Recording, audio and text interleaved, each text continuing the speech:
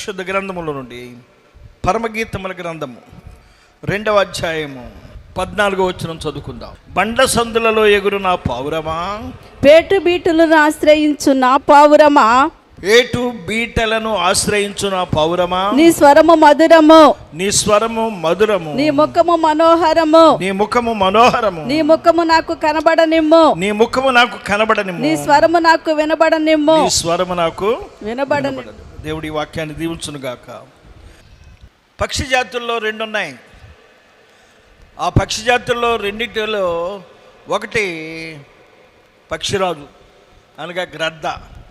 అది పర్వతాల్లో నివసిస్తుంది, ఎత్తైన స్థలంలో నివాసం చేస్తుంది. అక్కడి నుండి క్రిందకి వీక్షిస్తూ చిన్నపాటి ఎలుకలు, పాములు నేల మీద సంచరిస్తుంటే పరిగెత్తుకుని వచ్చి ఎగిరి వాటిని ఒక ఉదుటిన పట్టుకెళ్ళిపోయి కొండ మీద పెట్టుకొని తింటాయి. అవి ఈగిల్స్, పక్షిరాజు అంటారు. వాటి స్వభావం అది, కొండలోనే గుహ. రెండవ జాతి ఏంటంటే అడవి పావురాలు. కొండల్లో, కొండపేటుల్లో చిన్న చిన్న రంధ్రాలు ఉంటే వాటిల్లో నివాసం చేస్తూ ఉంటుంటాయి, అక్కడే ఎగురుతూ ఉంటాయి. వాటికి తుఫాను వచ్చినా, జలప్రళయం వచ్చినా, ఏ బాంబులు పడ్డా వాటికి ప్రమాదం లేదు. బిడ్డలారా, ఈ చదవబడిన లేఖన భాగంలో జ్ఞాని అయిన సొలొమోను సంఘాన్ని అప్రిషియేట్ చేస్తున్నాడు. ఏమన్నాడంటే, బండ సందులలో ఎగురు నా పావురమా. మనము నేల మీద ఎగరటం కాదు, బురదన నేలల్లో ఉండడం కాదు, మనం బండ మీద ఎగరాలి. ఆ బండ ఎవరు అంటే ప్రభువైన యేసుక్రీస్తే. దేవుని స్తోత్రం. బండ అది నేల మీద ఉండదు, పైన ఉంటుంది, కొండ మీద ఉంటుంది. మన చూపంతా కూడా ఎవరి మీద ఉండాలిరా అమ్మా? నేను చెప్పండిరా, దేవుని మీద ఉండాలి. We have to look towards heaven. భక్తుడైన కీర్తనకారుడు అంటాడు, కొండల తట్టు నా కన్నులెత్తుతున్నాను, నాకు సహాయం ఎక్కడ నుండి వచ్చును. ఎత్తైన స్థలం బండ. బండ మీద ఉన్నప్పుడు మనకి ఏ దిగులు, ఇబ్బందులు ఉండవు. కీర్తనకారుడైన దావీదు తన యొక్క కీర్తనలో ఈ రీతిగా చెప్తున్నాడు. 40వ కీర్తన మొదటి 3 వచనాలు చదువుకుందాం. యెహోవా కొరకు నేను సహనముతో కనిపెట్టుకొంటిని, యెహోవా కొరకు నేను సహనముతో కనిపెట్టుకొంటిని. ఆయన నాకు చెవియొగ్గి నా మొర్ర ఆలకించెను, ఆయన నాకు చెవియొగ్గి నా మొర్ర ఆలకించెను. నాశనకరమైన గుంటలో నుండి, నాశనకరమైన గుంటలో నుండి, జిగటగల దొంగ ఊబిలో నుండి, జిగటగల దొంగ ఊబిలో నుండి ఆయన నన్ను పైకెత్తెను. ఆమేన్. ఈ లోకము నాశనకరమైన ఊబి, జిగటగల ఊబి. ఆ జిగటగల ఊబిలో మనము దిగబడిపోతే మనంతట మనం పైకి రాలేము. జిగట కలిగిన దొంగ ఊబి అనగా పాపం, జిగట కలిగిన దొంగ ఊబి అనగా లోకం, జిగట కలిగిన దొంగ ఊబి అనగా సాతాను క్రియలు. వాటన్నిటిలో నుండి నన్ను విడిపించు అంటున్నాడు. ఏమంటున్నాడే? మళ్ళీ చదువుకుందాం. యెహోవా కొరకు నేను సహనముతో కనిపెట్టుకొంటిని. శ్రమలు వచ్చినా, కష్టాలు వచ్చినా, ఇరుకులు వచ్చినా, ఇబ్బందులు వచ్చినా సహనముతో కనిపెట్టుకొని ఉంటుని ఆయన నాకు చెవియొగ్గి నా మొర్ర ఆలకించెను. ఆయన నాకు చెవియొగ్గి నా మొర్ర ఆలకించెను. నాశనకరమైన గుంటలో నుండి, ఏ గుంటమ్మా? నాశనకరమైన గుంటలో నుండి, జిగటగల దొంగ ఊబిలో నుండి, జిగటగల దొంగ ఊబిలో నుండి ఆయన నన్ను పైకెత్తెను. ఆయన నన్ను పైకెత్తెను. నా పాదములు బండ మీద నిలిపి. ఆమేన్. ఇప్పుడు జిగటగల దొంగ ఊబి లేదు. నా పాదములు బండ మీద నిలిపి నా అడుగులు స్థిరపరిచెను. నా అడుగులు స్థిరపరిచెను. మన దేవుడు గాఢాంధకారంలో, పాపాంధకారంలో, జిగటగలి దొంగల ఊబిలో, పాపములో దిగబడిపోయిన మనలను రక్షించడానికి ఆయన పరలోకం నుండి తన కుమారుడైన క్రీస్తుని ఈ లోకానికి పంపించి ఆయన నిన్ను నన్ను రక్షించాడు. దేవుని స్తోత్రం. ఆయన గాయపరచబడ్డాడు, ఆయన కొట్టబడ్డాడు. ఆఖరికి కలువరి అనే బండ మీద ఆయన నీ కొరకై నా కొరకై సిలువ వేయబడ్డాడు. దైవ జనాంగమా, ప్రియమైన దేవుని సంఘమా, ఈ లోకము జిగట కలిగిన దొంగ ఊబి. ఈ లోకము మనల్ని పైకి రానివ్వదు, ఒత్తేస్తూ ఉంటుంది. కానీ బండ మీదకి రావాలంటే సహనముతో దేవునికి మొరపెట్టాలి. ఒకరోజే జరిగిపోదు. సహనముతో ఏంటండి? సహనముతో దేవుని స్తోత్రం. లోయలో గుంటలో మనం పడ్డప్పుడు మనం పైకి ఎక్కాలంటే ఎవరి సహాయము కావాలి? దేవుని సహాయమే కావాలి. ఈ జీవితంలో కష్టాలు, ఇరుకులు, ఇబ్బందులు, సమస్యలు చాలా వస్తూ ఉంటుంటాయి. వాటన్నిటిలో నుండి ప్రభుకి సహాయం చేయాలి. భక్తుడైన దావీదు యొక్క అనుభవం మనకు ఉండాలి. శోధనలు, ప్రవాహములు మన మీదకి పొర్లి పారినప్పుడు మనం సహనముతో ఆయనకి మొరపెడితే ఆయన ఏం చేస్తాడండి? బండ మీద మన పాదములు నిలబెడతాడు. దేవుని స్తోత్రం, హల్లెలూయా. కనుక ఈ సొలొమోను యొక్క అభిలాష, బండ సందులలో ఎగురు పావురమా, నీ స్వరము మధురము. నువ్వు దేవుని సన్నిధిలో హైయెస్ట్ పీక్స్లో ఉండాలి, లోయెస్ట్ పీక్స్లో కాదు. ఆధ్యాత్మికంగా ఉన్నతమైన స్థలంలో ఉండాలి. నా పావురమా అంటున్నాడు. పావురము నిష్కళషమైనది. కీర్తన గ్రంథం 4వ కీర్తన 5వ చరణం చదువుకుందాం. నీతియుక్తమైన బలులు అర్పించుచు, నీతియుక్తమైన బలులు అర్పించుచు, యెహోవాను నమ్ముకొనుడి. మాకు మేలు చూపు వాడెవడని పలుకువారు అనేకులు. యెహోవా నీ సన్నిధి కాంతి మా మీద ప్రకాశింపచేయుము. నీ సన్నిధి కాంతి మా మీద ప్రకాశింపచేయుము. వారి ధాన్య ద్రాక్షారసములు విస్తరించి నాటి సంతోషము కంటే అధికమైన సంతోషము నీవు నా హృదయములో పుట్టించితివి. ఆమేన్. కనుక ప్రభు బిడ్డలమైన మనము దేవుని యొక్క సన్నిధిలో మనం మొరపెడుతూ ఉండాలి. 3వ వచనం కూడా చదువుతాడుగా. యెహోవా ఉదయమున నా కంఠస్వరము నీకు వినబడును, ఉదయమున నా ప్రార్థన నీ సన్నిధిని సిద్ధము చేసి కాచియుందును. అది సిద్ధము చేసి ఉదయాన్ని. ప్రతి ఒక్క జీవితంలో ఏదో ఒక సమస్య ఉంటుంది. దేవుని బిడ్డలమైన మనము మన జీవితంలో అనేకమైన శ్రమలు, కష్టాలు, ఇరుకులు ఉన్నప్పటికీ మనము దేవుని యొక్క సన్నిధిలోనికి వస్తే మనకు ఆనందం కలుగుతుంది. దేవుని యొక్క వాక్యం ద్వారా మనకి మేలు కలుగుతుంది, ధైర్యం కలుగుతుంది. కీర్తనలు 25:15 నా కనుదృష్టి ఎల్లప్పుడు యెహోవా వైపునకే తిరిగి ఉన్నది. నా కనుదృష్టి ఎల్లప్పుడు యెహోవా వైపునకే తిరిగి ఉన్నది. ఆయన నా పాదములను వలలో నుండి విడిపించును. నేను ఏకాకిని. అది అందరు చెప్పడమ్మా. ఏమన్నాడండి దావీదు? నేను ఏకాకిని. భార్య దూరం అయిపోయింది, తల్లిదండ్రులు దూరం అయిపోయారు, పిల్లనిచ్చిన మామ చంపడానికి చూస్తున్నాడు, బామ్మర్ది చేతిలో చేసి బాసలు చేశాడు, కానీ మళ్ళీ వాళ్ళ నాన్న దగ్గరికి వెళ్ళిపోయాడు, ఎవరు లేరు. అందుకని అంటాడు కీర్తనలు 27:10 నా తల్లిదండ్రులను విడిచిన యెహోవా నన్ను చేరదీయును. దావీదు అంటున్నాడు, నేను ఏకాకిని, బాధపడివాడను, నా వైపు తిరిగి నన్ను కరుణింపుము. నా హృదయ వేదనలు అతి విస్తారములు, ఇక్కట్లలో నుండి నన్ను విడిపింపుము. నా బాధను, నా వేదనను కనుగొనుము. నా పాపములన్నింటినీ క్షమింపుము. 20వ వచనం, నేను నీ శరణు జొచ్చి ఉన్నాను, నన్ను సిగ్గుపడనీయకుము. నా ప్రాణమును కాపాడుము, నన్ను రక్షించుము. నీ కొరకు నేను కనిపెట్టుచున్నాను. నేను కనిపెట్టుచున్నాను. యథార్థతయు నిర్దోషత్వమును, అనగా పావురానికి నిర్దోషత్వం ఉంది, నన్ను సంరక్షించును గాక. అది అతను యథార్థత, నిర్దోషత్వం ఉంది. ఏమండి, తను దూషించిన వాడిని దూషించలేదు, క్షమాగుణం ఉంది. తను చంపాలనుకున్నవాడు దొరికినప్పటికీ అతను సంహరించలేదు, అతనిలో దయ ఉంది. 22వ వచనం అంటాడు, దేవా వారి బాధలన్నిటిలో నుండి ఇశ్రాయేలీయులను విమోచింపుము. తన గురించే కాదు, విశ్వాసులందరి గురించి ప్రార్థన చేస్తున్నాడు. దేవుని బిడ్డ, నువ్వు ఏకాకిగా ఉన్నావా? ఎవరు నిన్ను అర్థం చేసుకోవట్లేదా? నీ తండ్రి లేడా? నీ భర్త నిన్ను అర్థం చేసుకోవట్లేదా? మీ మాంగారు నిన్ను అర్థం చేసుకోవట్లేదా? మీ అత్తగారు నిన్ను అర్థం చేసుకోవట్లేదా? ఏకాకిగా ఉన్నావా? అధైర్యపడకు, ధైర్యంగా ఉండు. ప్రభు బిడ్డలమైన మనము ధైర్యంగా ఉండాలి. దావీదు లాంటి వాడు ఏకాకిగా ఉన్నప్పటికీ అతని అనుభవం బండ మీదే ఉన్నది. దేవుని స్తోత్రం. ఆమేన్. 18వ కీర్తన 3 అంటాడు, యెహోవా నా బలమా, యెహోవా నా బలమా, నేను నిన్ను ప్రేమించుచున్నాను. అది యెహోవా నా బలమా, నేను నిన్ను ప్రేమించున్నాను. యెహోవా నా శైలము, యెహోవా నా శైలము, నా కోట, నా కోట, నన్ను రక్షించువాడు. అది నా కొండ, నా బండ, నా అండ.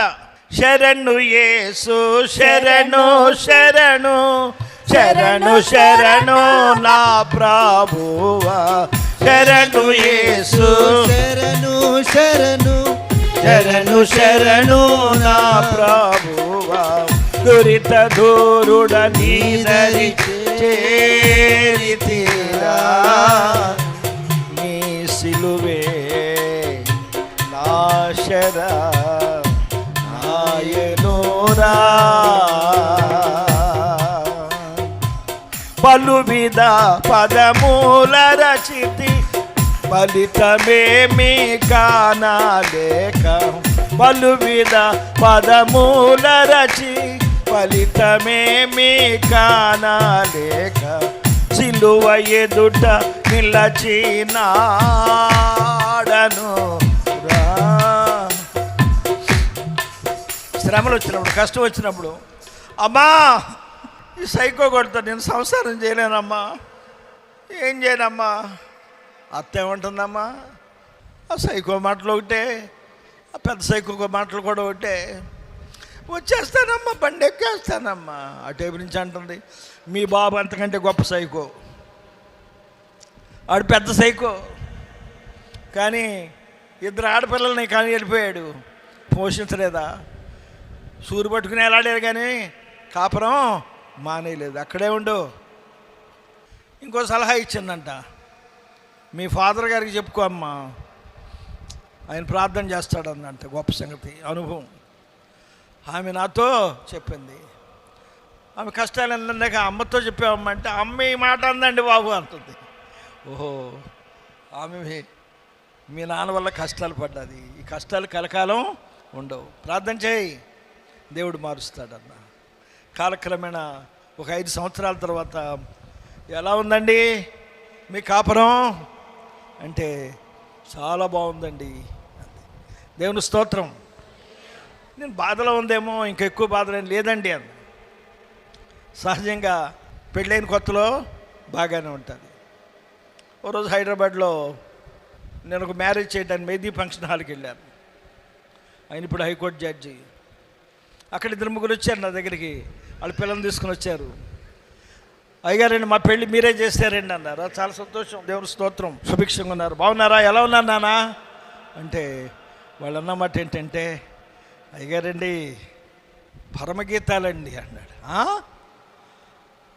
చిలకా గోరింకలాగా ఉన్నారు, చాలా సంతోషం, అద్భుతం. కంటిన్యూ ఇట్, పాడుకోండి, డ్యూయట్ పాడుకోండి. పరమగీతాలు ఏంటి? నీ కొరకు నేను, నా కొరకు నువ్వు, నువ్వు లేకపోతే నేను లేను, నేను లేకపోతే నువ్వు లేవు అని ఒకరికొకళ్ళు అనుకుంటూ పాటలు పాడుకుంటూ సంసారం సాగిపోద్ది అనమాట. They both are made for each other. చాలా బాగుంది. ఓ 3 years అయిన తర్వాత కే ఫంక్షన్ హాల్లో మళ్ళీ మ్యారేజ్ చేస్తున్నాను విజయవాడలో.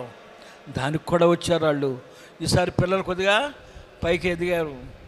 పెళ్ళి అయిపోయిన తర్వాత నన్ను వచ్చి పలకరిస్తున్నారు. వాళ్ళకి ఎంత ప్రేమ అండి. నేను ఉదయాన్ని ఒక ఆయన రాలా, నా పెళ్లి చేశాను, మీరు గృహప్రవేశం కూడా చేయాలని. నేను అలాగే, ఎలా ఉంది మీ కాపురం అన్న, ఆవిడంది విలాప వాక్యాలండి అంది. అరే మొన్నేమో పరమగీతాలు అన్నారు 3 సంవత్సరాల క్రితం, ఇప్పుడు విలాప వాక్యాలా అంటే ఏంటండి? ఏడుపు ఎందుకు చేసుకున్నాను నేను? ఆ రోజు మా అమ్మని వద్దన్నాను, మా నాన్న వద్దన్నా, మంచోళ్ళు చేసుకోవాలి, చేసుకున్నానండి. చేసుకున్న దగ్గర నుంచి చీదటమే చీదటం, చీది తలుపుల మీద గోళ్ళ మీద పడేయటం. మరి నీ సంగతి అండి, అది కూడా అంతేనండి. ఎరక్కపోయి చేసుకున్నాను అయ్యగారు. ఆఫీసు నుండి రాగాను భయంకరంగా ఇబ్బంది పడి, ఎవరు చెప్పుకోవాలి? నా పిల్లనిచ్చిన మామ లేడు, నా కట్టుబెట్టిన మా బాబు లేడు. ఇలా వాక్యాలే. పర్వాలేదు, ప్రార్థన చేద్దాం. దేవుడు కన్నీళ్లతో విత్తువాడిని సంతోషగానంతో పంట కోసేలాగా చేస్తాడని ప్రార్థన చేసి పంపించేసాను. నెక్స్ట్ జంట రెడీ ఉంది. మరలా 2 సంవత్సరాల తర్వాత ఇదే మందిరంలో పెళ్లి జరిగింది. మరలా జంట వచ్చారు. ఈసారి పిల్లలు పైకి వచ్చారు. బాబు ఎలా ఉంది మీ కాపురం అని అడిగారు పెళ్ళి అయిన తర్వాత. మొన్నేమో ఆవిడ విలాపవాక్యాలు ఉంది, ఈయన అంటున్నాడు ప్రసంగి అని అంటున్నాడు. ప్రసంగి అంటే అమ్మా సర్వం వ్యర్థం, అంతా మాయ, జగమే మాయ. కానీ ప్రభు దగ్గరికి వెళితే, ఆయన దగ్గరికి వెళ్ళి మన స్వరం వినిపిస్తే ఆయన సమస్తమును మార్చే దేవుడు. ఆయన దేవునికి స్తోత్రం. ఆయన మన కన్నీళ్లు తుడిచే దేవుడు.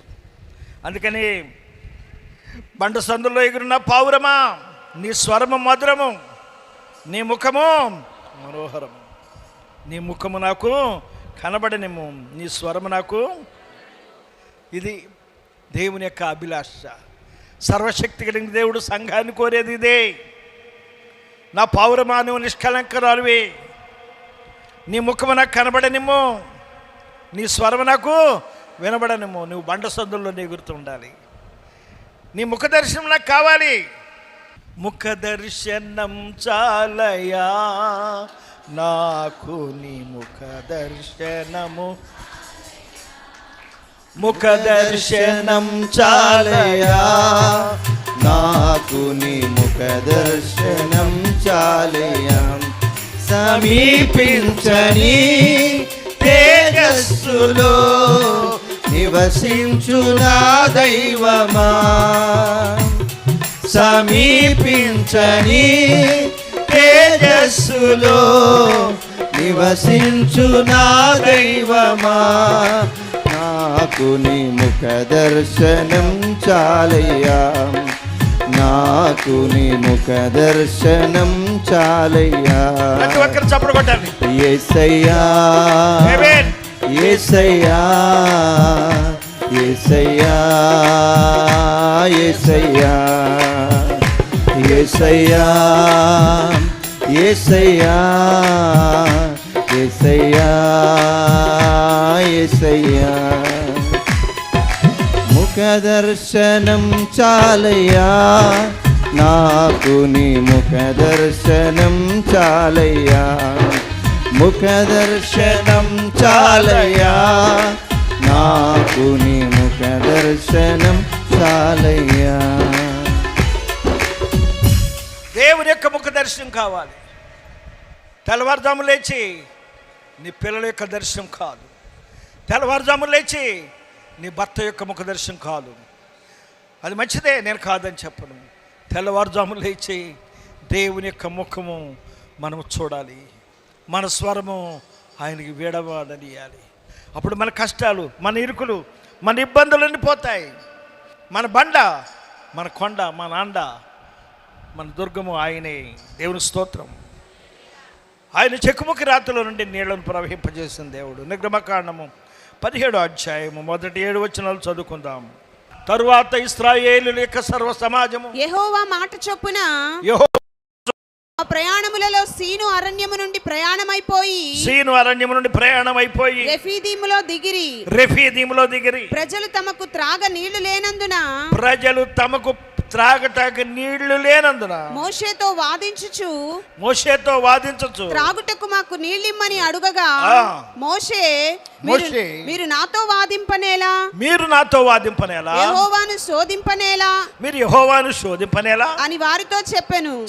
అక్కడ ప్రజలు నీళ్లు లేక దప్పిగొని మోషే మీద సణుగుచు, ఇదెందుకు?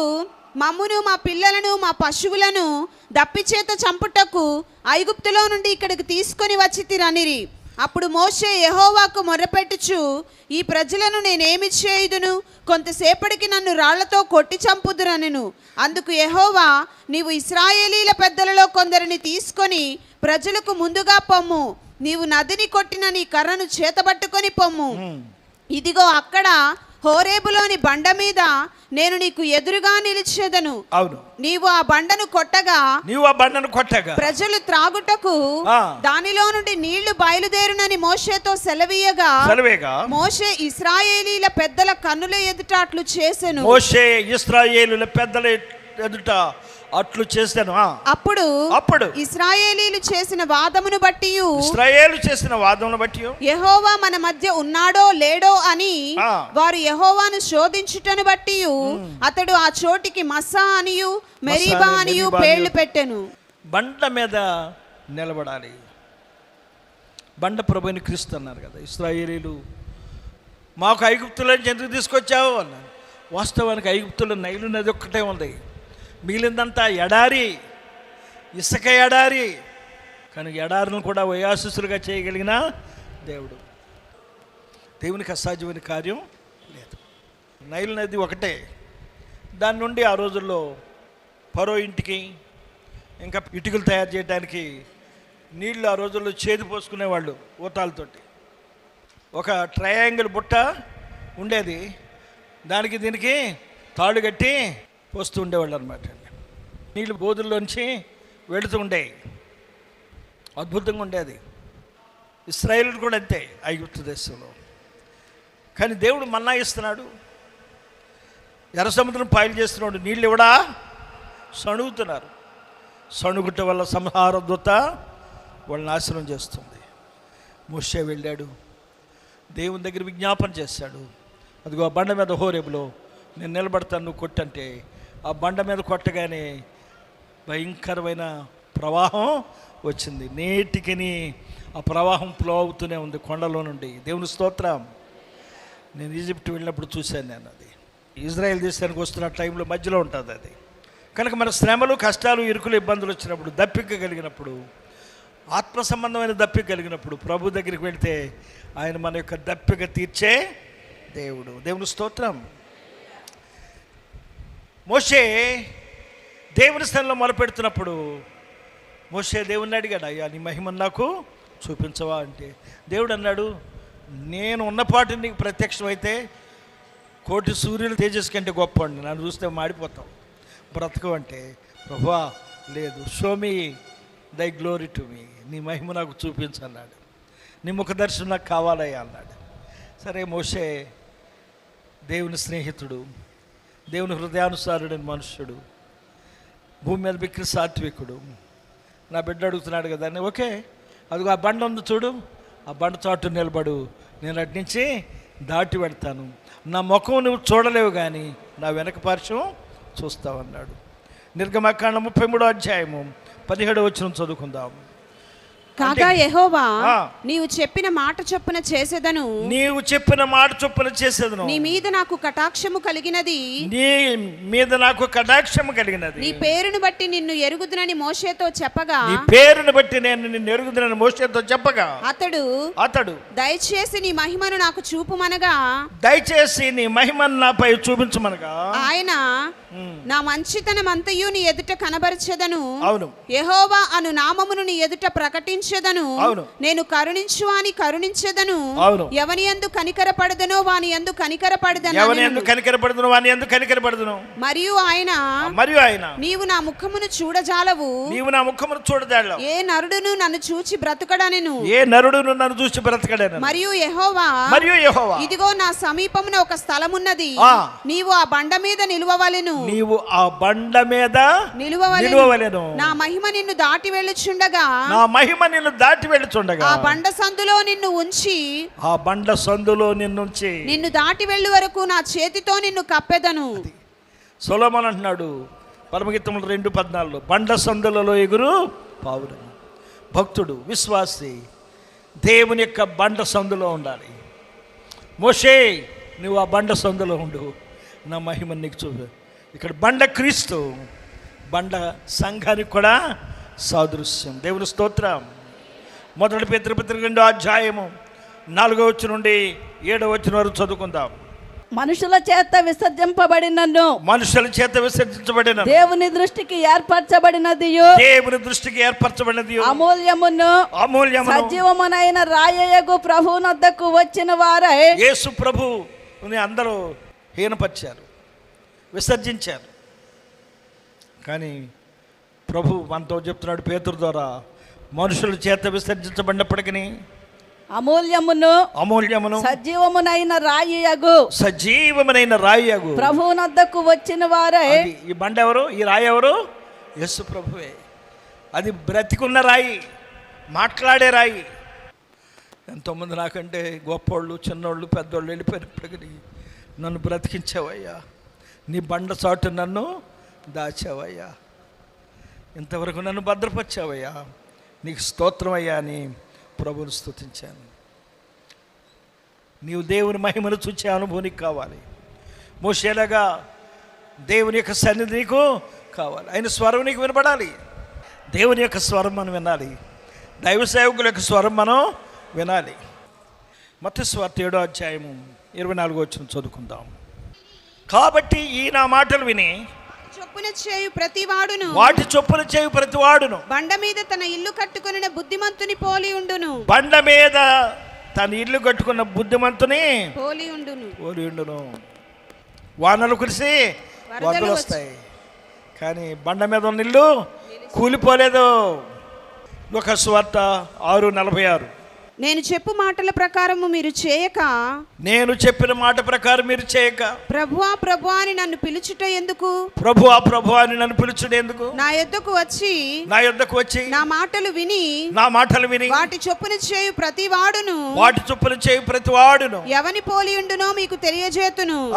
వాడు ఇల్లు కట్టవలనని ఉండి లోతుగా త్రవ్వి బండ మీద పునాది వేసిన వాని పోలి